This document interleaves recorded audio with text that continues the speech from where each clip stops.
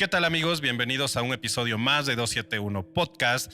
Ya nos presentamos anteriormente y antes de empezar este episodio, que les prometo que va a estar increíble, les vamos a pedir que se suscriban a todas nuestras redes sociales, que estamos en Instagram y en Facebook como 271 Podcast y en TikTok como 271.podcast. De igual forma, siempre va a ser una súplica de mi parte pedirles que, si están en este bonito y hermoso canal de YouTube, se suscriban a nuestro canal, activen las notificaciones y de esta manera no se van a perder absolutamente nada del contenido que nosotros generamos para ustedes. Por otro lado, les recuerdo que así como bien Luisito ya mencionó que nos encuentran en Facebook como 271 Podcast, les recuerdo del mensaje fijado en donde ustedes van a encontrar un enlace para que se puedan unir a nuestro grupo de difusión en WhatsApp y así estar enterados también de todo lo que hacemos en tiempo real. No se olviden suscribirse al canal, activar la campanita, compartir una historia de nuestro contenido y también ir ahorita inmediatamente a Spotify, calificarnos con 5 estrellas y si nos pueden regalar también una historia por ahí, se los vamos a agradecer. Y sin más dilación, Luisito, buenas noches, ¿cómo estás? Buenas noches, ¿cómo estás? Pues me vi bien, mi Luisito, aquí estrenando una nueva escenografía. Me encantó este lugar. Para todos ustedes estamos en Mansión de las Flores en Coscomatepec, aquí en el estado de Veracruz, que es un lugar realmente increíble. Yo me enamoré totalmente de este lugar, así que tienen que venir a visitarlos si tienen una oportunidad. Créanme, amigos, que este lugar por sí solo es muy emblemático porque estamos en un lugar que perteneció a una mente muy brillante que anduvo por este planeta, un psicoanalista, y si por ahí tienen oportunidad de venir y tener la experiencia en este Airbnb, van a encontrar un montón de libros bien interesantes que tienen muchísimo que ver con los temas que hoy tenemos relacionados para ustedes, muy probablemente algunos porque estamos aquí rodeados de mucha montaña, mucho misterio y sobre todo espíritus, mi Luisito. Así es, y precisamente como estamos en la montaña y estamos muy cerquita del Pico de Orizaba, es que yo elegí contarte esta historia y también invitar a un gran amigo que te lo juro que lo quiero muchísimo y es un alpinista súper experimentado, no sé cuántas cumbres lleve, pero yo creo que mejor le vamos a preguntar a él. Oye, Luisito, pero ¿qué tipo de experiencias paranormales puede vivir un alpinista? Eso es lo que hoy nos intriga. Pues ahorita lo vas a saber. El día de hoy les presento a ustedes a Aaron Loyo. Aaron, bienvenido. ¿Qué tal, Luisito? René, qué gusto estar aquí con ustedes compartiendo el espacio. ¿Y qué experiencias paranormales podría tener un alpinista? Fíjate que es una pregunta que no se menciona, pero siempre en los campamentos se cuentan historias, ¿no?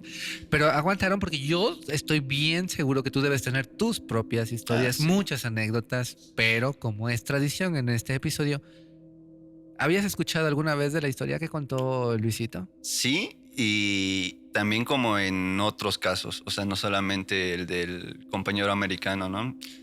Se dice que a veces es una mujer, a veces es un hombre, y eso es lo curioso, ¿no? Que justo cuando en la expedición, no sé, la cordada está en riesgo o algo está por pasar o algo ya pasó, en algún momento del recorrido alguien se aparece, ¿no? Un personaje extraño y misterioso se aparece. Y eso es un relato que desde que yo iba en la secundaria lo he escuchado, ¿no? Hubo una expedición de unos compañeros que salieron, no sé, salieron 12 y uno de ellos falleció. Entonces, en el regreso justo vieron a un hombre, a un viejito que se les apareció y les comentó, ¿no? Que ya había sucedido la tragedia. Y el viejito dicen que no tenía ni idea de que estuviera ahí ni nada, ¿no? O sea, no tenía relación alguna con el grupo. Entonces podría decirse que es la misma entidad, pero que se presenta de diferentes maneras, en ¿no? diferentes... Ok, Aaron, antes de empezar, me gustaría, por favor, que le digas a la gente tus redes sociales y si tienes algún emprendimiento o a qué te dedicas. Bueno, pues mis redes sociales en Instagram es alpinist, así normal, y tengo ahí es como mi página de montañismo, expediciones, página personal y tours. Y esa misma la conecto con Tetlalpan.pizza, que es un proyecto de pizzería napolitana que apenas estamos trabajando de un año para acá más o menos. Entonces hacemos nuestro local pizzas, y también en las expediciones también llevamos pizzas y pues, diferentes productos para poder preparar ahí mismo y comer todos juntos. Chido. Como última pregunta, ya sobre esto, para adentrarnos ahora sí en tus experiencias, que neta estoy ansioso porque me las cuentes. Si yo soy una persona que nunca ha ido al Pico de Orizaba, ¿tú me puedes llevar por primera vez hasta la cumbre? Sí, sí, y bueno, depende mucho también de tu trabajo personal, ¿no? Si es una persona que no ha tenido experiencia alguna con montaña o así, yo recomendaría mínimo de 3 a 4 meses de acondicionamiento físico para subir las posibilidades de éxito en coronar la montaña, ¿no? Si ya has tenido, no sé, ascensos previos o ya conoces un poco más tu cuerpo en la altura, podríamos programarla, no sé, en los próximos 15 días, y en estos 10 días previos antes del ascenso, yo te dejo unos ejercicios de respiración, ejercicios de resistencia y mentales también, como para que te vayas acondicionando un poquito y sepas más o menos a qué vas y llegues un poco más cómodo también, ¿no? Y si de plano, no sé, nunca has hecho nada, podemos programarla con un año. Entonces, en ese año yo te acompaño a ti para que vayas evolucionando física, mental y espiritualmente para llegar a ese momento donde empecemos a hacer el ascenso al pico o al Ixte. Pues amigos, entonces si ustedes están interesados en poder ir al Pico de Orizaba, porque la verdad es una experiencia impresionante, yo nunca he hecho cumbre, pero sí he estado ahí y se los recomiendo ampliamente. Y qué mejor con un guía tan experimentado como Aarón. Gracias, hermanito.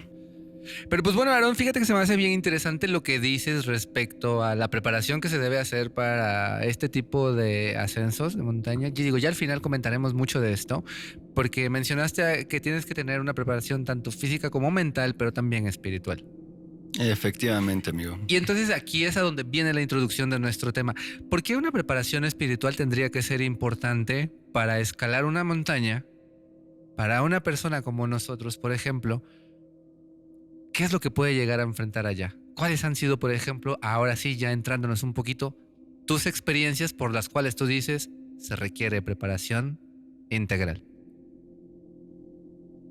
Porque las montañas son sitios sagrados. O sea, más allá de nuestra perspectiva moderna, la cosmovisión original, de donde son las personas de, no sé, mesoamericanas o precolombinas, las montañas son sitios sagrados donde iban a practicar rituales, donde hacían ceremonias, donde ofrendaban sacrificios, donde se hacían muchas cosas para más allá de este plano terrenal, ¿no? Entonces, al ser un lugar, por así decirlo, de alta vibración, nosotros también tenemos que estar vibrando alto, porque si no, algo puede fallar en nosotros, porque por muy preparado que vayas físicamente o muy mentalmente fuerte que seas, si no hay como un balance dentro de este diálogo corpóreo en tu experiencia humana, es muy fácil claudicar en la misión de llegar hasta arriba y fallar. O si tu intención es como hiper banal, así de que quiero conquistar esta montaña nada más por sentirme bien conmigo, o bueno, por ser más chingón que alguien más, no sé, a mi parecer es como bastante banal, ¿no? Entonces aquí lo importante es no solo saber por qué estás subiendo montañas, sino para qué quieres hacer con esto, qué quieres observar, qué quieres aprender y qué tan abierto estás tú para tener este diálogo de tú y la montaña mientras vas ascendiendo, ¿no? Fíjate que tengo varios amigos que han hecho cumbre precisamente en esta montaña y 2 de ellos han ido porque están en una depresión profunda. Y una vez que logran hacer cumbre, para ellos es como un desbloqueo mental y como arrancarte todos esos sentimientos negativos, y cuando bajan se convierten en unas personas totalmente distintas. Y yo he sido testigo de esos cambios, ¿no? Porque justo hay personas que van a... ¿cómo se dice cuando alguien muere? Que están en Duelo. en este duelo, en este luto. A veces no es una muerte real, ¿no? Sino que es una muerte simbólica, una muerte metafórica, o un vínculo que se corta y deja de existir, ¿no? O sea, estas relaciones con exnovias o así, de repente parece que es moda, ¿no? Y que se hace tendencia y que ya los destruidos están subiendo montañas. Pero yo lo veo más allá de eso, ¿no? O sea, son personas que tienen que pasar por una catarsis y porque la montaña te requiere que le des esa energía también, ¿no? Requiere que mantengas ese esfuerzo y a veces no vas a estar tan cómodo como quisieras y vas a sufrir, ¿no? Porque tu cuerpo sufre, con la altura se sufre, a la hora de comer, dormir, hacer tus necesidades básicas se sufre de alguna manera. Entonces es una ofrenda, por así decirlo. Pero bueno, obviamente tú estás hablando de la experiencia, ¿eh? Sí. Diosito, la vida, la montaña, el camino. Y tú en ella. Quien tú quieras, te ha puesto en esas situaciones en donde enfrentas la incomodidad, enfrentas muy probablemente situaciones muy adversas en donde de repente te replanteas tu vida. Pero obviamente, lo importante de esto, volvemos al punto, es la experiencia. ¿Cuáles fueron de tus primeras experiencias en la montaña que te hicieron replantearte, digamos, tu existencia material, terrenal, banal y común? Tengo una muy bonita que en su momento sí fue de vida o muerte, ¿no? Era de mis primeros ascensos que hacía con mi hermano. Ya habíamos hecho cima anteriormente, ya más o menos estábamos, ya habíamos tomado escuela de montaña, ya sabíamos qué hacer al respecto. Y dijimos, no, pues vamos a subir rápido de un día para otro para entrenar. Nada más simplemente para entrenar, hacer altura, condición, sentirnos bien, fuertes, y bajamos y hacemos otras cosas más difíciles después y así, ¿no? Entonces la idea era ir ligeros, ir como con poca carga, poco equipo, poca comida, porque nada más vamos de un día para otro, entonces así recursos como hiper básicos, ¿no? Muy furtivo, ¿no? Entrar y salir. Sí, prácticamente entrada por salida. Así se nos ocurrió, digamos, hoy. El día de mañana salimos y en la noche ya empezamos a hacer el ascenso. Entonces, cuando empezamos a ascender, ya, te digo, fue muy bonito porque pues íbamos súper tranquilos, súper relax. Y el clima marcaba que era muy buen clima el que nos iba a tocar. Entonces, ligeritos, ¿no? Empezamos a ascender, pero sentíamos algo raro, ¿no? Como esa emoción previa a una aventura, a lo desconocido. Y el chiste es que hicimos cumbre tipo 8 de la mañana. Empezamos a bajar, estuvimos haciendo prácticas en el glaciar, hicimos autodetenciones, simplemente para practicar. Y más o menos a 3/4 de glaciar, de la cima hacia abajo, nos encerró una nube. Pero no era una nube normal, era una nube con forma de hongo. Y estas nubes son muy peligrosas porque se fortalecen las cargas positivas con las cargas negativas. Y tú, al estar forrado de tela sintética, llenos de aparatos de fierro y aparte sobre una superficie congelada, vas generando estática. Exacto, entonces tú eres un pararrayos andando. Y cuando empezamos a escuchar el sonido del trueno, cada vez más cerca, y la visibilidad cada vez más blanca, así como una cámara de tiempo, como tipo Dragon Ball. Ajá. Pero yo ya no veía a mi hermano, yo sabía que iba con él por la cuerda, ¿no? Entonces llevamos cuerda tipo travesía glaciar, no íbamos tan cerca como se acostumbra, ¿no? Íbamos más o menos a 10 metros uno del otro, entonces yo ya no lo veía, pero lo sentía con la cuerda, ¿no? ¿Quién iba adelante? Yo. Ok. Él iba atrás. Y esto porque llegó un punto donde ahora sí perdimos el rumbo, ¿no? La temperatura bajó muchísimo, se nos congelaron los aparatos, el GPS se descargó, la brújula se frició, el celular también se descargó así en cuanto lo empezamos a utilizar. No sé si tiene que ver por la estática de afuera también y con el frío. El chiste es que todo el equipo empezó a fallar, así para saber en dónde estábamos. La nieve tapó así las huellas que ya habíamos dejado, entonces perdimos el rumbo totalmente. Y para ese entonces eran las 10:30 de la mañana. Ya cada vez veíamos más cerca el resplandor de los rayos y así envueltos en la nube blanca. Y en nuestra desesperación, pues yo le dije, ¿sabes qué? Hay que bajar como sea. Bajamos. Y nuestro rumbo lo perdimos. En lugar de bajar hacia la cara noreste, bajamos hacia la noroeste. Entonces ahí viene el punto crítico, porque de un lado es travesía normal en montaña, así un día de campo, ¿no? Ok. Con nubes y lo que quieras, pero vas tranquilo. Episodio de Los Simpson en donde están los dos caminos, ¿no? El bonito y el gacho. Exacto, y nosotros agarramos el gacho por error, ¿no? Entonces cuando llegamos habían unos precipicios como en escalera, pero largos, así como tipo 60 metros cada escalón, ¿no?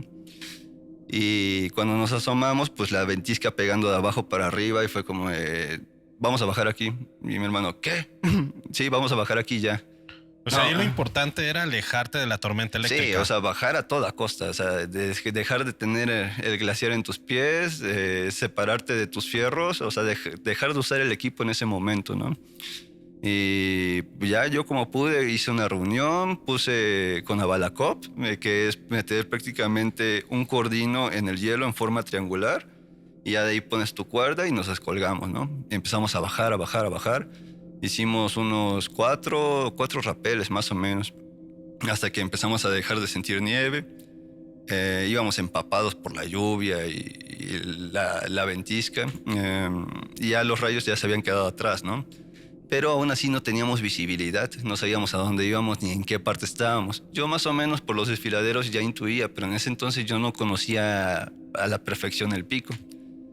Eso me sirvió, para mí perderme ahí me sirvió mucho para reconocerme después, ya cuando pasaba por esos lugares con buen tiempo, con buenas condiciones y tranquilo, ¿no? Pero en ese momento sí era como la responsabilidad de mi hermano, ¿no? De que si pasa algo en mi casa ya valí, ¿no? Sí. Y la otra es como esa percepción de guía, de sentirte muy capaz en la montaña. En ese momento yo me sentía perdido. Y fue bastante difícil reconocerme en esas situaciones complicadas. El chiste es que bajamos, empezamos a rodear la montaña hacia el lado oeste, así como de la circunvalación hacia la izquierda, ¿no? Y vimos que ya no nos iba a dar el tiempo para regresar al campamento y pasar la noche tranquilos. O sea, ahí fue como, ¿sabes qué? Tenemos que buscar dónde dormir hoy secos. ¿Por qué? Porque las temperaturas van a bajar mucho. No tenemos provisiones, no tenemos ropa seca, estamos en problemas ahorita, ¿no? Y mera intuición, no sé qué fue lo que pasó ahí, pero por mera intuición empezamos a caminar pegados a la parte del arranque de la montaña. Entonces, en una parte de ese arranque de la montaña, encontramos un hueco, como en forma triangular, como si fueran lajas, pero pegadas unas con otras, ¿no? En forma triangular. No era muy profunda ese abrigo rocoso, pero una era... cuevita pequeñita, ¿no? Pero era lo suficientemente grande como para que no nos llegara el viento y poder estar ahí tranquilos. Empezamos a hacer unos hoyos con nuestros piolets en la tierra. Llevaba una manta térmica que partimos a la mitad para que un pedazo para él, otro pedazo para mí. Puse un tendedero, pues secamos la ropa prendiendo una fogata y pues ya. Entonces, de provisiones solo llevábamos una barrita para cada quien, ¿no? Ok. Entonces era media barrita en esa noche para ti, media barrita para mí, ¿no? Y en la mañana media barrita y media barrita. Oye, Aarón, pero si iban tan cortos y limitados de materiales, ¿de dónde sacaron una fogata? Porque en esa cueva habían unos troncos que eran como postes para poner cerca. Ok. Y pues estaban secos, estaban curados y pues sobres de ahí, ¿no? Nos empezamos a prender la fogata y todo y literal cavamos nuestras tumbas, ¿no? Ahí nos acostamos. En la noche ahí nos pasó algo muy raro, ¿no? Yo empecé a escuchar como este ruido cuando pelas un dulce, de la envoltura del dulce. Como el ¿no? celofán, ¿no? Ajá. Y yo así acostado le digo, oye, invita, o sea, si traías un dulce, pártelo a la mitad y invita. Y me dice, no soy yo. Dije, cabrón. Entonces así alumbrando alrededor de la cueva, no vemos nada, ¿no? Pero sigamos escuchando el ruidito. Dije, el manta térmica no es porque pues esta está aquí y el ruido se escucha por allá, ¿no? Entonces nunca supimos qué fue. El chiste es que pasamos la noche, la pasamos. Y en la mañana el clima había levantado ligeramente, pero no se veían las montañas alrededor, no se veía nada. Seguía nublado Seguía totalmente. nublado, así. Veíamos ya nada más, digamos, a 50 metros de nosotros, más allá de eso, blanco. Entonces empezamos a caminar en la misma dirección en la que íbamos. Pam, pam, pam.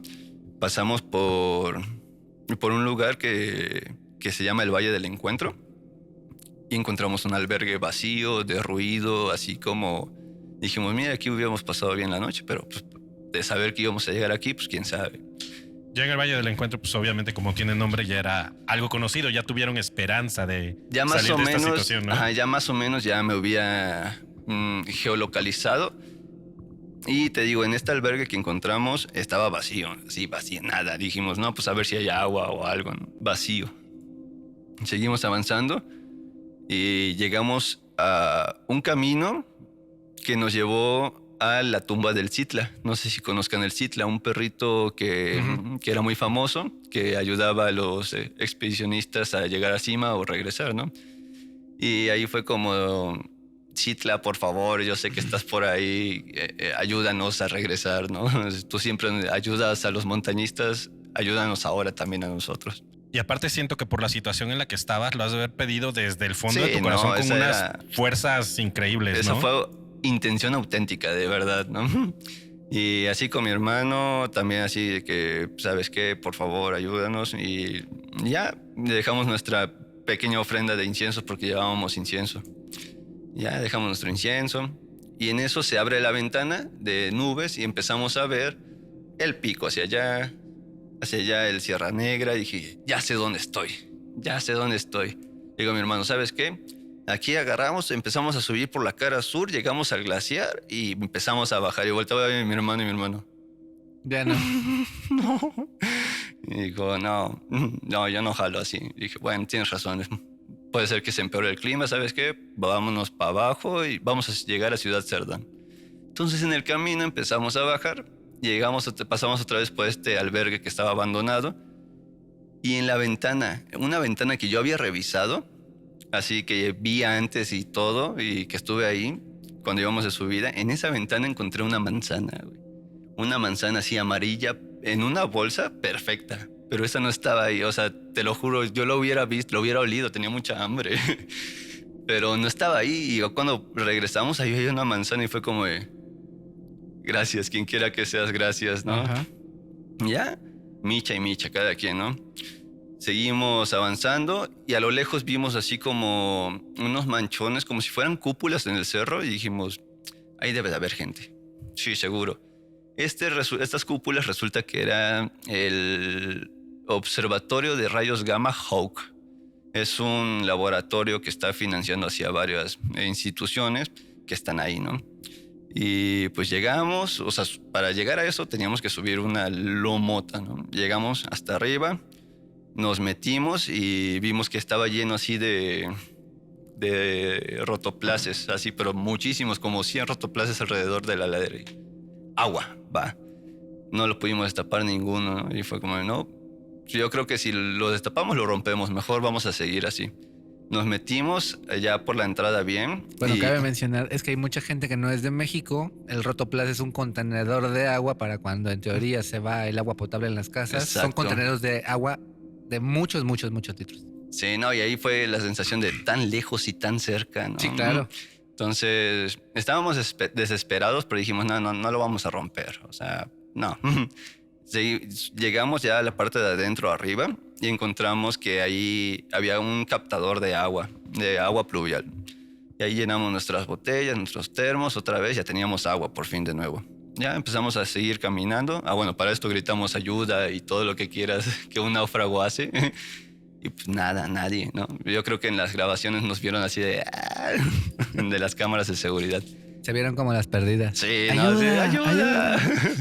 No, ya bajando, nos encontramos, eso estuvo súper tétrico, así en medio de la nada, en medio del bosque, nos encontramos una casa abandonada, así toda grafiteada, así por fuera, que tenía unas caritas felices, pero con cruces en los ojos, ¿no? Y decía free hugs, como abrazos gratis, Okay. y una flecha que señalaba hacia adentro de la casa, así grafiteada, ¿no? Fue como, no voy a entrar. Eso sería un graffiti que haría yo. Sí. Sí, no, ahí fue como, ¿sabes qué? No voy a entrar, no. Y él me dice, ¿y si hay algo, no sé, comida? Y le digo, no, yo creo que sí aguanto. ¿Y si en realidad sí me van a dar un abrazo gratis? Ándale. ¿Pero quién te lo va a dar? Ay. Aquí, esa era la pregunta, ¿quién, no? Porque sí, yo sentí algo raro. Dije, no, ni siquiera pises por ahí, vete, ¿no? Ya. Seguimos avanzando, pero para eso ya te digo, ya llevábamos el día anterior perdidos y ese día ya eran como las 5 de la tarde, seguíamos perdidos todavía. Bueno, sin contacto humano. Uh-huh. Ya más adelante nos encontramos a unos señores que estaban recogiendo hongos porque fue el 1 de julio de hace muchos años, entonces es temporada de hongos en la montaña. Y esas personas estaban recogiendo hongos silvestres por todos lados y se los llevan para vender al mercado, ¿no? Y los encontramos y así les preguntamos, no, pues, ¿por dónde estamos? No, pues están por San Martín, Ojo de Agua. ¿Y como cuánto está eso? No, como 2 horas caminando para allá. Y yo así, se nos va a hacer de noche otra vez, bueno. Y ellos nos dijeron, se ven muy madreados, ¿quieren algo? Yo, pues, no sé qué traen. No, pues tengo pan de burro y coca. Ah, sí, pues va. Entonces, pan de burro y coca, a partir de ahí se volvió nuestro brindis prácticamente. Ok, qué chido. Nuestro brindis simbólico. Y ya hasta que empezamos a salir, se nos hizo de noche otra vez. Y ya llegamos a un campo no me acuerdo el nombre de esta comunidad, creo que es pasando San Martín Ojo de Agua. Y llegamos hacia la comunidad y ya era de noche, nadie nos abría, así pidiendo así como ayuda en las puertas, nadie nos abría, hasta que encontramos una cooperativa que era la única, así cruzando el campo en medio de la nada. Ahí tenían como una tiendita y ahí tenían teléfono. Y ahí fue que pude contactar a mi hermano y dije, ¿sabes qué? Estamos vivos, pero nos habíamos perdido, entonces vamos a llegar mañana. Y ya, prácticamente ahí fue como donde hubo una historia así interesante, porque mi hermano me dice, no manches, no creí que antes de mis 20 años iba a tener una historia que me pusiera en riesgo mi vida, ¿no? Algo así para contar. Después de este suceso, Aaron, haciendo introspección, porque supongo que llegaste y le diste gracias al universo, a los santos, a Dios, a quien tú tengas en tu fe, ¿tú a quién le atribuyes la llegada de esta manzana, el que te hayan puesto en esta mini cueva triangular, a que realmente se haya alineado absolutamente todo cuando tú por dentro ya sentías que quizá ibas a quedar ahí? Sí, fíjate que esa pregunta me la he hecho muchas veces y ahora sí, como dijera René, yo tengo 2 teorías, ¿no? Una que es el espíritu de la montaña manifestándose en magia, en cosas que significan para ti. Y la otra es como si fuera un yo o mi hermano, pero versión multidimensional. No sé cómo explicarlo. Como si fuera más allá de su experiencia humana y que supiéramos que íbamos a pasar por ahí en ese momento. Podría decirse que tu doble cuántico, quizás. Exactamente. Algo así. Por eso te digo, tengo 2 teorías, ¿no? Pues fíjate que yo te quiero dar nada más como un dato de todo lo que me contaste. Quizá lo que puse más atención porque amo esa parte es al perrito Citla.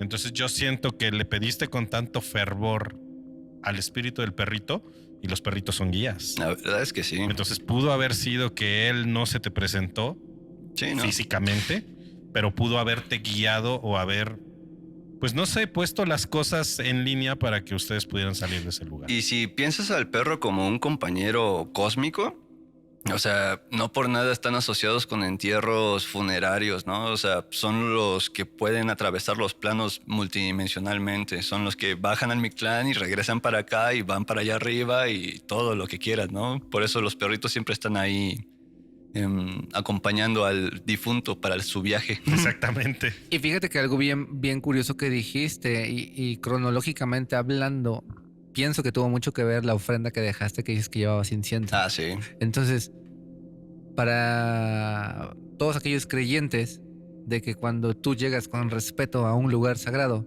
y muestras este respeto con una ofrenda, hay quienes llevan dulces, hay quienes llevan manzanas, frutas, lo que tú quieras. Lo que tu corazoncito te dicte, ¿no? Porque no hay como que una regla que te diga, cuando vas a la montaña hay que llevar esto, esto y esto. Sí, no. Lo que tengas que en el momento. Bueno, llevaste tu ofrenda y en pago de retribución o agradecimiento regresamos. Ahí está la manzana, ¿no? Sí, exacto. Y luego ya regresamos. Pero fíjate que siguiendo un poquito con lo que decía Luis, tú dijiste algo. Fue muy difícil reconocerme en esa situación. ¿Por qué? ¿Qué pasa en esos momentos cuando tú dices, la vida de mi hermano depende mucho de mis decisiones si son buenas o son malas? Estoy viendo que si las inclemencias del clima lo deciden, aquí quedamos. Tu poder, tu autonomía, tu conocimiento se hicieron nada mínimos. ¿Por qué es difícil reconocerte en esta situación?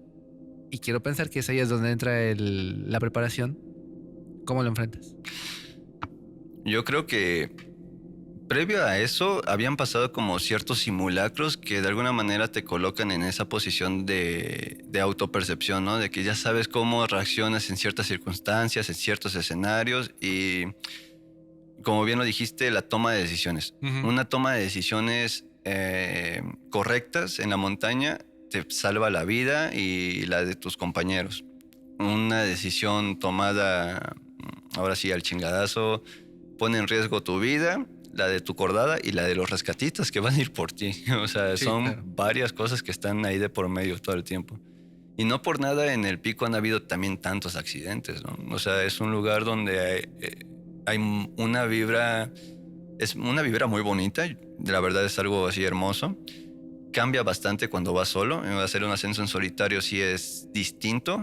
¿Por qué? Porque es mucha introspección, pero también es un diálogo muy íntimo con la montaña, ¿no? Entonces, al saber que han habido ahí emociones que se han quedado guardadas en ciertas partes del pico porque las personas antes de morir casi siempre tienen miedo, casi siempre pasa algo duro en ese momento, o la de los compañeros, o la angustia de estar perdido de, no sé, de algo, o sea, son energías que se quedan también ahí y que esos ecos de alguna manera tú los resientes, ¿no? O sea, pasan. Ahora, por eso yo decía que es importante prepararse también energéticamente hablando, ¿no? O sea, también espiritualmente, porque no puedes permitir que el miedo te domine, porque en el momento en el que tú tomas una decisión, si la tomas desde el miedo, ya fue, ¿no? Entonces hay que estar lo más consciente, lo más lúcido y ahora sí con los pantalones y los crampones bien puestos para decidir, ¿sabes qué? Hay que hacer esto y hay que hacerlo ya, mente fría. Fíjate que yo he tenido la oportunidad de intentar hacer cumbre, que nunca lo he logrado, pero... Y la vamos a hacer. Yo sé que sí. Sí, porque ya hablamos tú y yo sobre ello. Pero fíjate, Aaron, que lo que yo he platicado con las personas con las que he asistido, y yo creo que tú debes de conocer alguno, porque antes, la primera vez que lo intenté, tenía yo como 17 años y fui con el señor Canchola de Tlachichuca. Muy bueno. Supongo que los conoces, ¿no? Y fíjate que él, más bien su hijo estaba contándonos sobre el ego del montañista.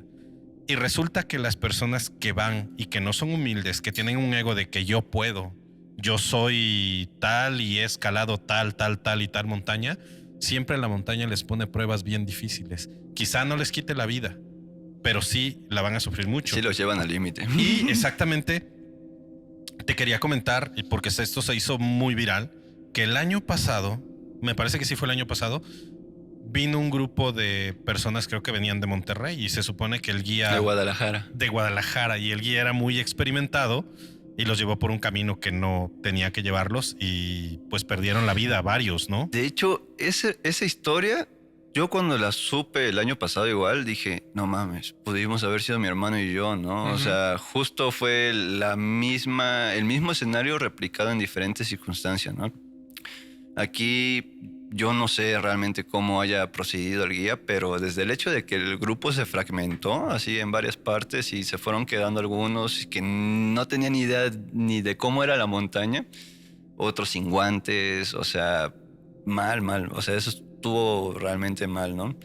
Y justo ahí yo me pude ver reflejado con mi hermano y dije, güey, esto nos pudo haber pasado, ¿no? Un congelamiento o quedarnos ciegos, o porque eso pasa. O sea, si no llevas las gafas, no llevas los guantes, tu cuerpo va a recibir la madriza de su vida. Y es muy probable que sea la última.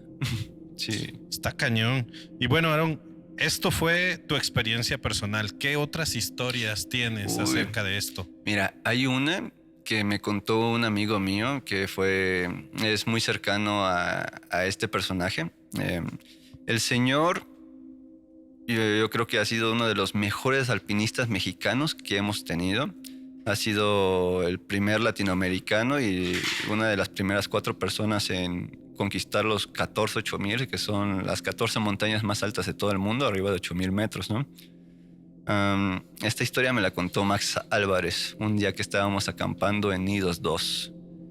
Estábamos haciendo escuela de montaña y justo salen estas pláticas, ¿no? De qué cosas raras te han pasado en la montaña, qué ¿qué me puedes decir de tu experiencia, no? Y me dice, pues en sí a mí significativamente no hay algo así que diga, esto me marcó. Pero platicando con Carlos, porque él es muy amigo de él, ambos son montañistas buenísimos, nada más que hay una brecha de edad muy grande, o sea, Max tiene 30 y tantos años y señor Carlos pues ya es muy, muy grande, ¿no? Dice que Carlos en una de las expediciones que tuvo, no recuerdo si fue el K2 el que me dijo, pero hubo un punto crítico en esta expedición donde después de hacer cumbre empezó a bajar. Y me parece que estaba desarrollando algo de mal de montaña, porque él todas sus expediciones de 8000 las hizo sin oxígeno suplementario. Que dentro de la ética del montañismo eso es lo que se debería hacer, ¿no? Tú con tus propios recursos físicos y de equipo, lograr llegar a la cima, ¿no? Conducir tu cuerpo hasta allá y traerlo de regreso. Entonces, él realiza los ascensos, pero sin oxígeno. Entonces, después de los 7000 metros, entras a una zona que se llama la zona de la muerte, que es donde tu cuerpo empieza a morir lentamente. ¿Por qué? Porque hay un fenómeno por la falta de oxígeno que es hipoxia, entonces esto empieza a mermar tus funciones cerebrales, cardíacas. Tu digestión arriba es mucho más difícil y pesada de ejecutar porque le tienes que dar prioridad a esto. Y hay un punto donde también pulmonarmente pues empieza a haber un colapso, que es cuando se forman los edemas o cuando, no sé, los mareos y las náuseas ya están demasiado fuertes. Entonces Carlos, bajando de la cumbre, hay un punto donde empieza a sentir que ya no, o sea, que ya no le iba a dar, que ya estaba ahora sí en la tablita para quedarse ahí, ¿no? Y me parece que eso fue en los 90s, en el 94, no recuerdo.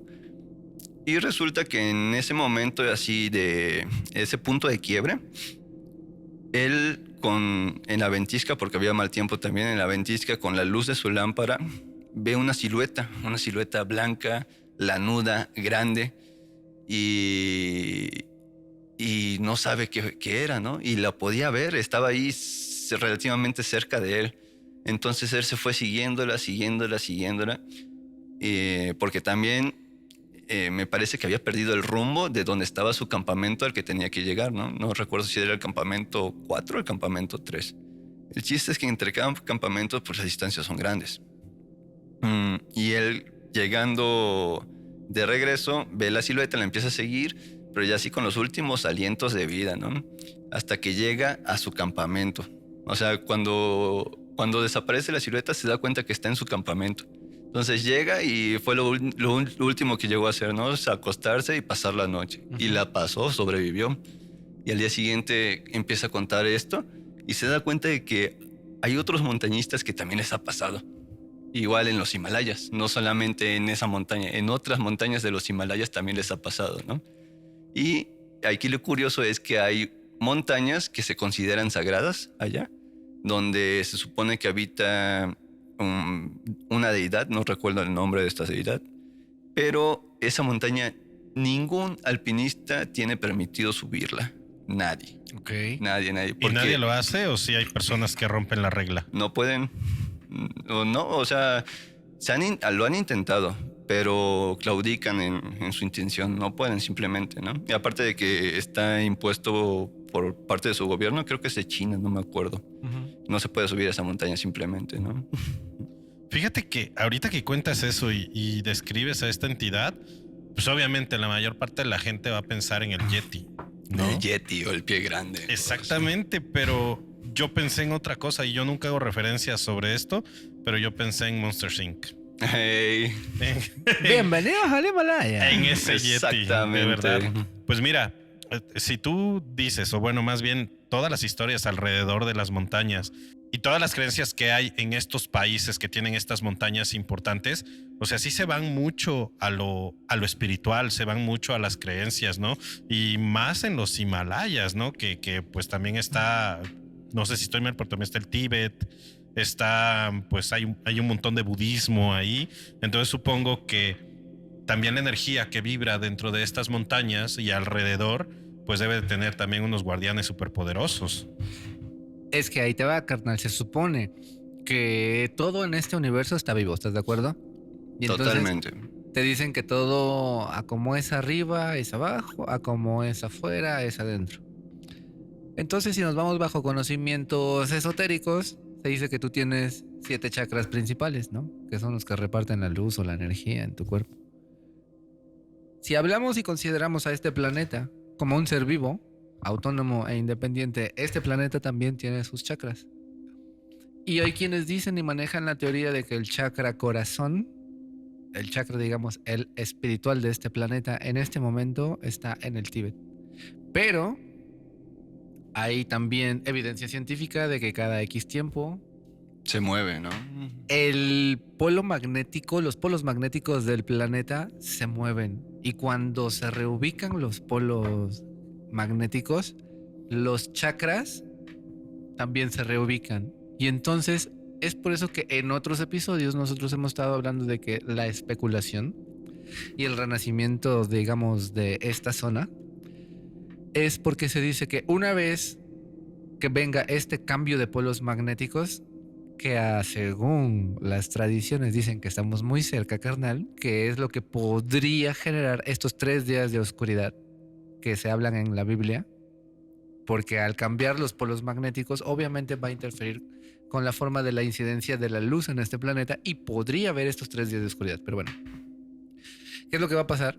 Que ahorita este lugar tan enigmático, tan gratificante, tan purificante o iluminador como es el Tíbet, en teoría, Entra en su dualidad, ¿no? y va a migrar del lugar geográfico y se muda a estas tierras mexicanas. Se dice que México va a ser el próximo centro espiritual de este planeta. Yo sí lo creo realmente. Y no sé si se dé un cambio así súbito, totalmente radical, así de un momento a otro. Yo soy más como de pensar que es un proceso que se está ejecutando desde hace ya un buen tiempo y que se sigue ejecutando hasta ahorita, ¿no? Desde 2012, carnal. ¿Por qué? Porque la gran mayoría de nosotros malinterpretamos el mensaje de los mayas.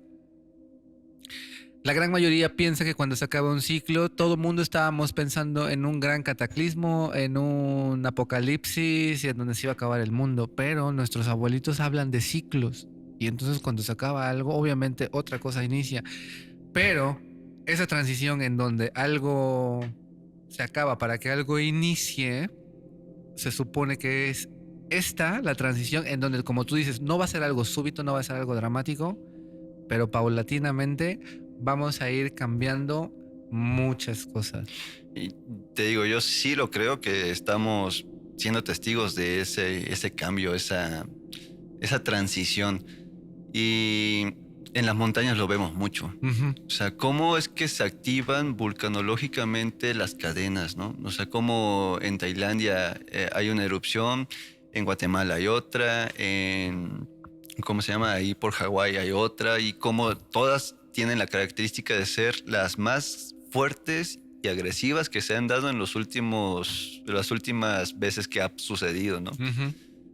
También la otra de los sismos. O sea, los sismos para mí es solamente una manera de expresar de la misma tierra. O sea, es como si fuera la tierra rascándose, moviendo, sacudiéndose, ¿no? Y hay veces que se tiene que mover demasiado. Y nosotros lo vemos como algo catastrófico porque estamos como seres inferiores en comparación a lo que es la tierra misma.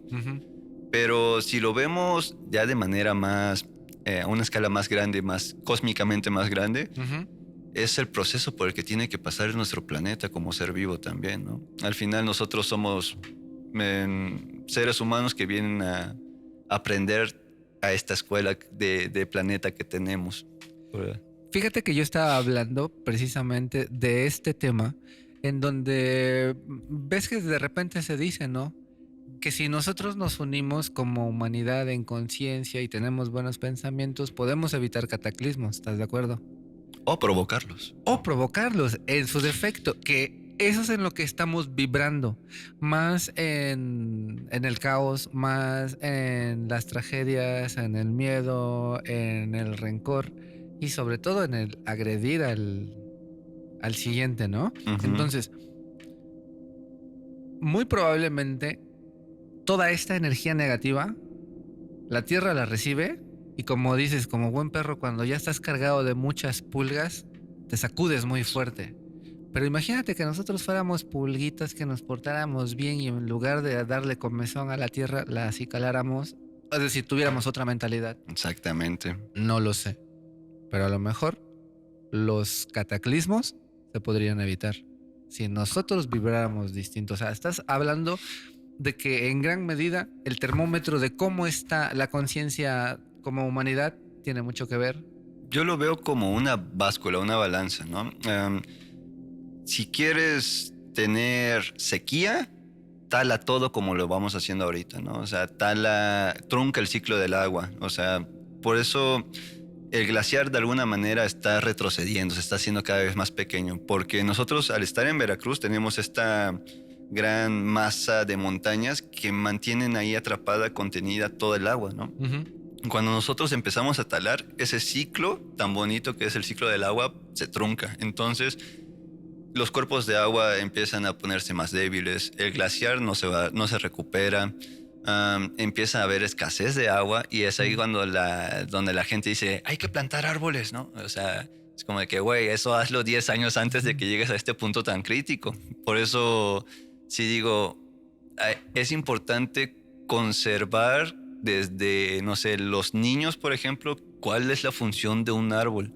No es solamente para hacer guacales y sacar madera, ¿no? O sea, un árbol contiene humedad abajo, tiene familias de aves viviendo arriba, es parte fundamental del ciclo de agua. Entonces, tú al darle en la madera a una población de árboles, prácticamente haces que todo empiece a valer cheto, que generas un descontrol, un desorden. Y la naturaleza es sabia, la naturaleza busca cómo reponerse o por dónde seguir existiendo, ¿no? Entonces, si por acá se empieza a secar, por el otro lado va a haber demasiada o todo lo contrario, desplazamientos de tierra así enormes que generen nuevos caminos o nuevos terrenos para nuevas poblaciones que habiten esa parte.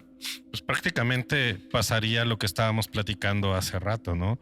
Que nosotros podemos ser como, René hace rato lo dijo, como pulgas, entonces sí podemos ser parásitos para la Tierra, pero va a haber un punto de no retorno en donde la Tierra, porque yo sí considero que la Tierra alberga a miles de millones de seres vivos, pero que ella también tiene conciencia. Esa es una opinión personal, para que no me crucifiquen.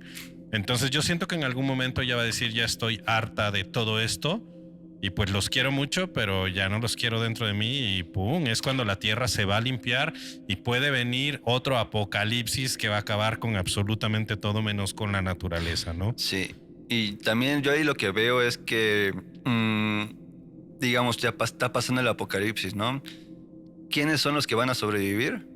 Pues los que hayan hecho las cosas bien desde su proceso personal, ¿no? O sea, qué tan sano eres, qué tan bien comiste, qué tan bien guardaste, no sé, reservas energéticas en tu cuerpo, qué tan bien preparado estás a nivel de conocimientos de supervivencia, cómo puedes conseguir agua, o sea, como toda esa cadena de características para que puedas sobrevivir, que es lo que tenemos, ¿no? Y quiénes no, pues seguramente los que no van a poder lograr vivir después del cataclismo, ¿no? Exactamente, o sea, depende de qué entrenamiento hayas tenido, tanto espiritual como emocional y como físico, van a ser tus probabilidades de supervivencia. Pero bueno, Aarón, en este punto, yo recuerdo algo mucho, y perdón que te cambie el tema tan abruptamente, pero hay algo que a mí me gustaría mucho que compartieras con toda la gente, porque yo considero que es algo sumamente importante y hermoso. La última vez que te hice un tatuaje, hablábamos acerca del amor. Y precisamente tú me contaste una historia que me cautivó muchísimo. Sí, de cómo encontré el amor de mi vida en una taza de café, ¿no? ¿Cómo encontraste el amor de tu vida? Uf, pues para mí es una historia que ha ido evolucionando, porque pues al principio cuando me pasó no lo veía, ¿no? O sea, no lo percibía, de hecho lo veía como una relación, una percepción demasiado lejana de lo que podría haber sido, de lo que podría ser yo, ¿no? Resulta que yo estudiaba en Jalapa en mi época universitaria Y un día pasé ahí abajo del Parque Juárez y vi en un café que decía, se lee el café, ¿no? Yo, ¿cómo se lee el café? Entonces yo estaba pasando en ese momento por un proceso bastante, ¿cómo decirlo?, escéptico, porque mi inclinación era totalmente hacia lo científico. O sea, no había posibilidad de lo espiritual, de la relación con Dios, de la magia. O sea, todo era dato duro y ya, ¿no? Y dije, pues, a ver, vamos a ver de qué se trata esto. Entonces yo voy, pregunto y me dice, no, pues hay una chica que se agenda la cita y ella te lee el café. Y yo, pero ¿qué te lee el café? ¿No? O sea, ¿cómo te lo lee? ¿No? ¿Te dice un poema o algo? No, o sea, ella te va a explicar, ¿no? Entonces acordamos la cita, un día así entre la semana, y yo llego y ahí estaba la chica, ¿no? Y estaba sentada en una silla, en una mesa. Y ya me acerco, nos presentamos y todo.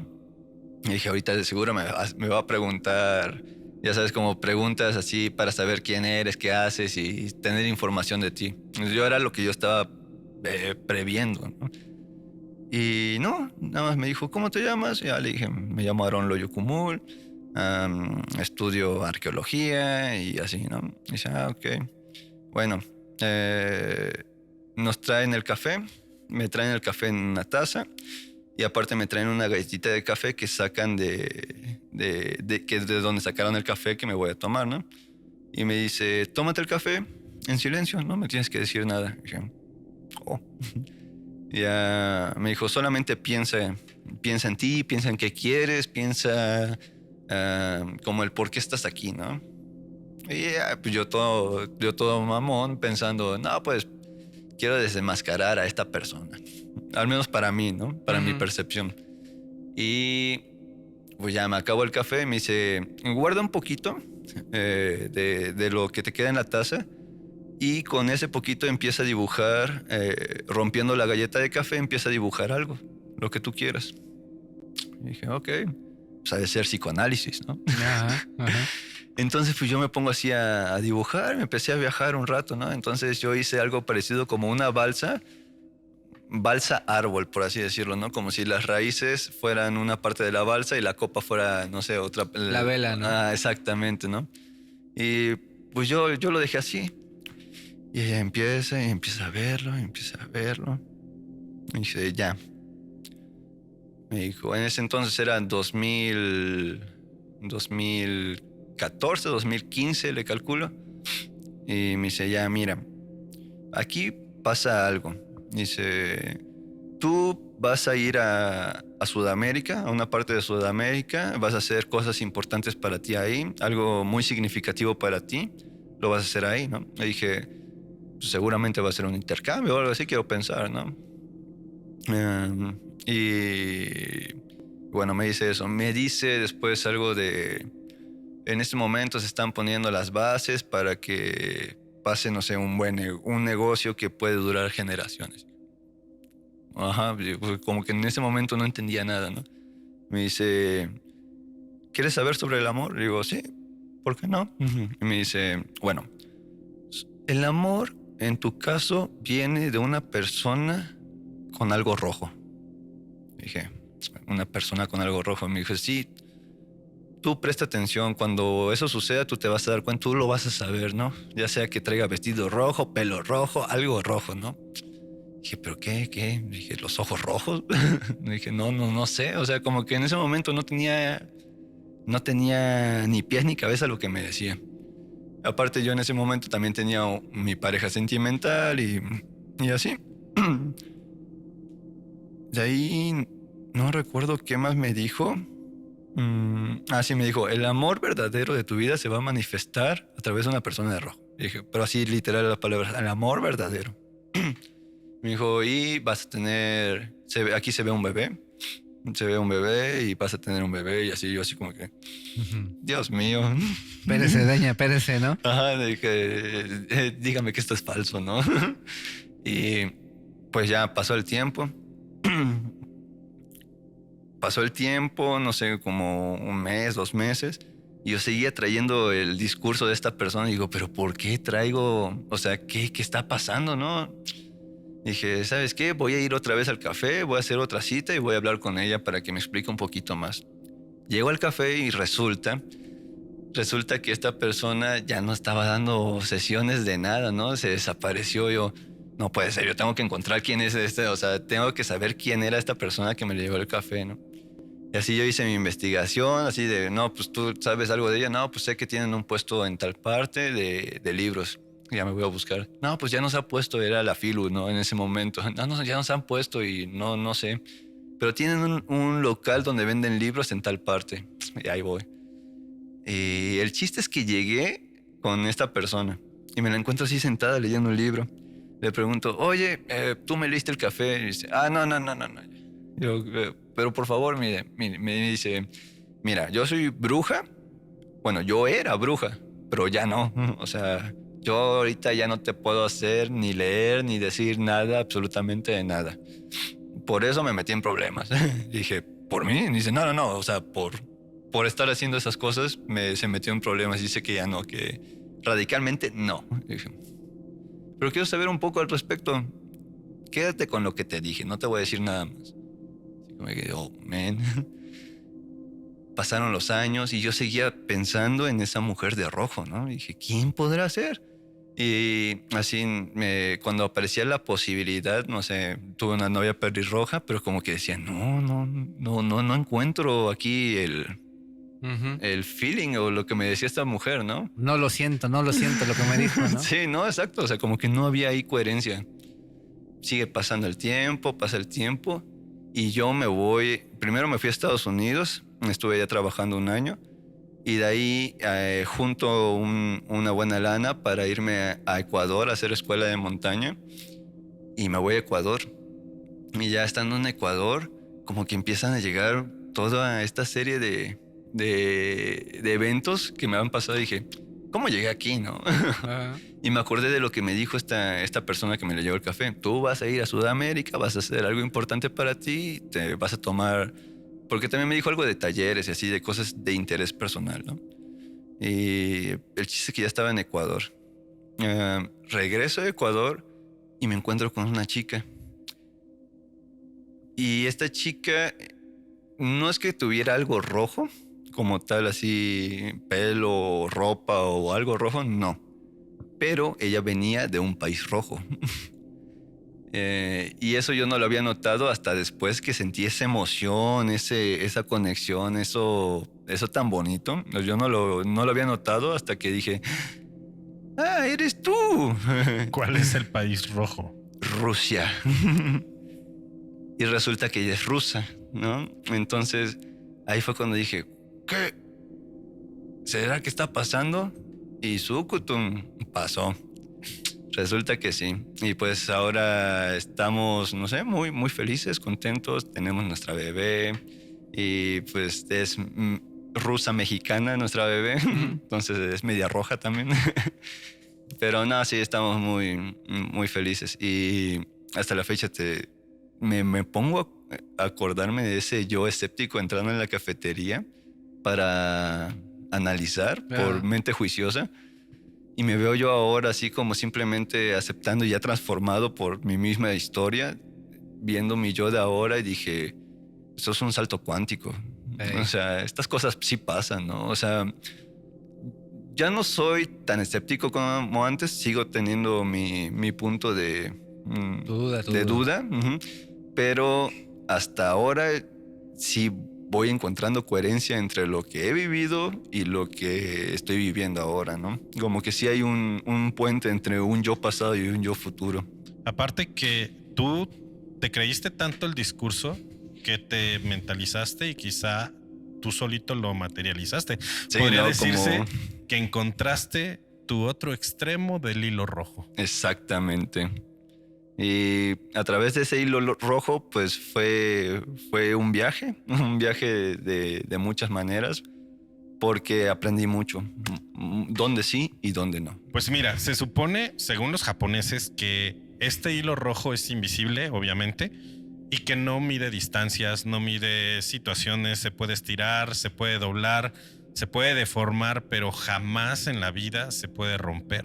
Y si tú estás destinado a conocer a esta persona que está en el otro extremo, llueva, truene o relampaguee, la vas a conocer. A veces por situaciones de la vida no llega a pasar. ¿Por qué? Porque, pues no sé, ponle que uno de los dos muere antes de tiempo y es una de las pocas maneras en las que tú puedes no encontrarte con esta persona. Y son afortunados los que llegan al punto en el que tú llegaste, en donde tú tienes una plenitud en el amor. Supongo que ahorita tú te sientes completamente feliz, ¿no? De estar allá con una familia nueva, porque tu bebé está bien chiquita. Sí, prácticamente sí, soy un hombre nuevo, por así decirlo. O sea, ya reevalúo diferente mis situaciones de peligro, de estrés. Ya no es como, sí, vamos a hacer esto. No, o sea, ya es de manera más consciente para pensar en un bien común. Y es que fíjate que está curioso lo que dices, porque por ejemplo, viniendo de una persona escéptica que todavía sigue teniendo dudas, digo, a pesar de que ha tenido eventos paranormales, ¿no? Que no tienen explicación. Cuando te enfrentas nosotros, la gran mayoría, a una lectura de lo que tú quieras, café, cartas, mano, la gran mayoría de las personas nunca te dicen exactamente qué tiempo adelante es el que están viendo. Porque yo pienso que para muchos de ellos es difícil decirte, lo que estoy viendo lo estoy viendo a un mes, a un año, a 2 años, a 3 años. En tu caso, por ejemplo, ¿cuánto tiempo pasó de la lectura de café hasta materializarlo? 10 años. Entonces hay muchas personas que de repente para este tipo de actividades dicen, me leyeron el café hace 2 años y no es cierto, pura jalada. Bueno, lo que estas personas ven, lo que tú dijiste hace ratito, son ecos de la realidad, posibles realidades que nosotros mismos, así como también lo dice Luis, probablemente podemos ir encauzando para que ocurra o este destino o aquel destino. Pero, digo, ya que estamos como que llegando a la recta final de este bonito episodio, quisiera yo empatarlo con el hecho de que la actividad que tú has realizado te hace pasar de ser un hombre completamente de ciencia, de comprobación, método científico, a abrirte a la especulación. ¿Por qué? Simple y sencillamente porque, al menos en una apreciación personal,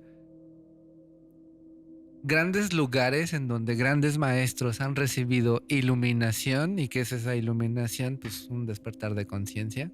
No vamos a decir que te elevas y meditas así, muy loco, pero sí tienes un cambio de la visión de la vida hasta ese punto. ¿Y cuáles son esos lugares?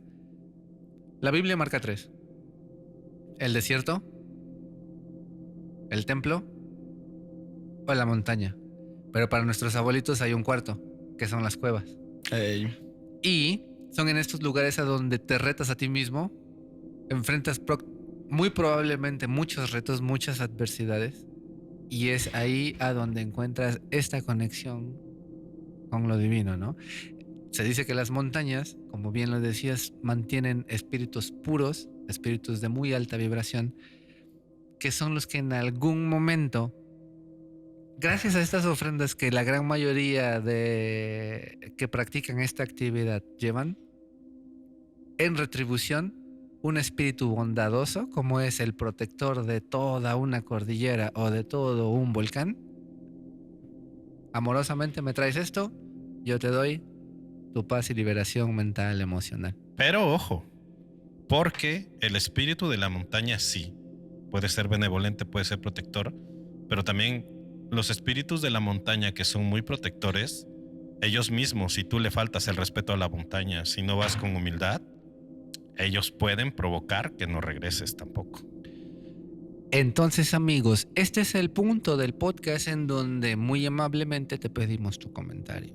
¿Has tenido experiencias paranormales en montañas agradables o desagradables? Porque la gran mayoría de nosotros, a veces por desconocimiento, hacemos burradas y después tenemos historias bien padres que contar.